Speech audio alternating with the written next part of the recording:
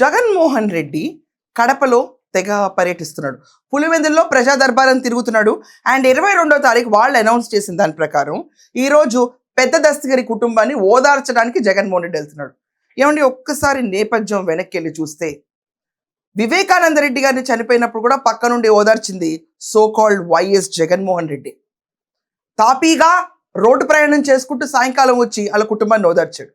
ఈరోజు పెద్ద దస్తగిరి కుటుంబాన్ని ఓదార్చడానికి జగన్మోహన్ రెడ్డి వెళ్తున్నాడు. దీన్ని చాలా స్పెక్యులేటివ్గా చూస్తున్నారు జనాలందరూ. పెద్ద దస్తగిరి వైఎస్ అవినాష్ రెడ్డికి ప్రధాన అనుచరుడు, వెరీ క్లోజ్ పర్సన్.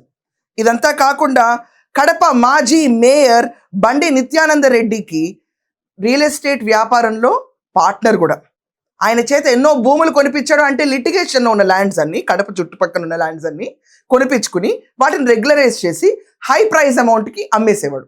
ఈ పెద్ద దస్తగిరి తన ఇంట్లో పోలీసులు సోదా చేయగా 100 కోట్ల రూపాయల ల్యాండ్ డాక్యుమెంట్స్ దొరికినాయి. అంటే రియల్ ఎస్టేట్ వాల్యూలో ఈరోజు గవర్నమెంట్ రిజిస్టర్డ్ వాల్యూ 100 కోట్లు ఉందంటే మార్కెట్ వాల్యూ ఇంటూ 5 వేసుకోవచ్చు.